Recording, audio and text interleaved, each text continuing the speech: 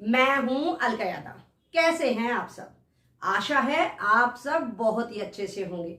जी हाँ, एक बार फिर से हाजिर हूं आप सबके लिए एक और कहानी लेकर।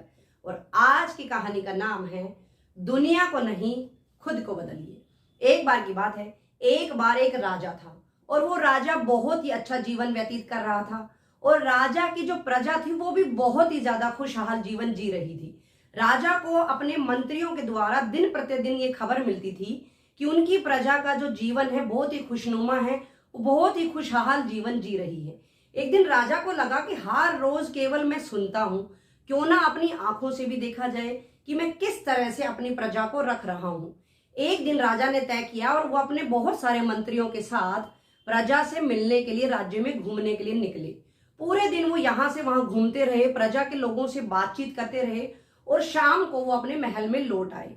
उसके बाद राजा ने महसूस किया कि उनके पैरों में बहुत ही ज्यादा दर्द होने लगा था, यहां तक कि पैरों में छाले भी पड़ चुके थे। वो बहुत ही ज्यादा परेशान हो गए। पूरी रात में वो सो नहीं पाए दर्द के कारण।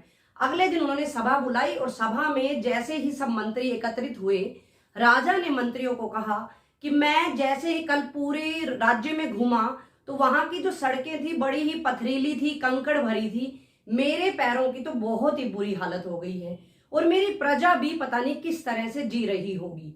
तो मैं आदेश देता हूं कि आप सब लोग पूरे की पूरी सड़कों को चमड़े से ढक दें। सिर्फ इतना राजा का कहना था कि सभा में एकदम से शोर हल्ला गुल्ला होना लगा, लेकिन राजा का आदेश था, कोई कुछ कह भी नहीं सकता था। इसके बाद राजा ने सभा समाप्त की और वो अपने कक्ष की तरफ लौट गए।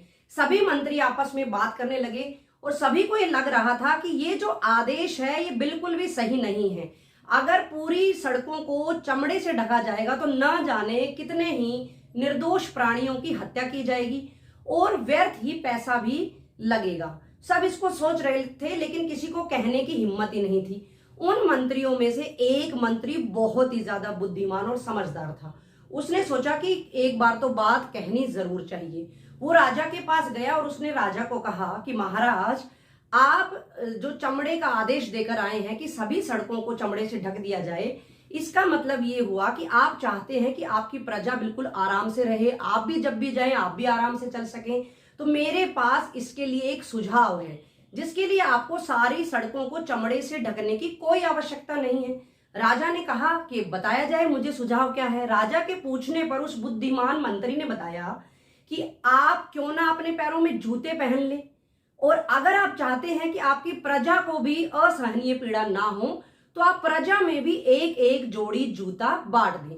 राजा को ये बात बहुत अच्छी लगी कि बात तो बिल्कुल सही है, जरूरी थोड़ी ना है कि चमड़े से सड़कों को ढका जाए, क्यों ना हम ही जूते पहन ले ताकि हमारे पैरों में ना कांटे चुभे, ना कंकड़ लगे, ना पत्थर लगे और ना हम इतना असहनीय दर्द सहन कर सकें। राजा को ये बात बहुत ही अच्छी लगी। उसने तुरंत अपने आदेश को वापस ले लिया, उस बुद्धिमान व्यक्ति को इनाम दिया और साथ ही ये घोषणा करवा दी कि पूरी प्रजा को एक एक जोड़ी जूता भेंट कर दिया जाए। राजा के आदेश की पालना हुई और सब लोग खुशी खुशी रहने लगे। राजा को अब लगने लगा कि उसकी प्रजा पूरी तरह से खुशी खुशी रह रही है। तो देखा बच्चों और दोस्तों, कहानी भले ही छोटी है लेकिन हमें भी यह सीख देकर जाती है कि हम भी दुनिया में चल रही कमियों को ना देखें, हम दुनिया को बदलने से पहले खुद को बदलें।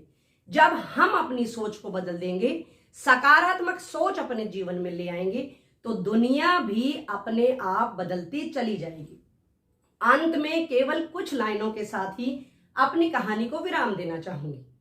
पहले मैं चतुर थी जो दुनिया को बदल रही थी, लेकिन आज मैं बुद्धिमान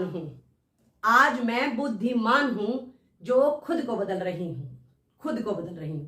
तो दोस्तों, सबसे पहले खुद को बदलो।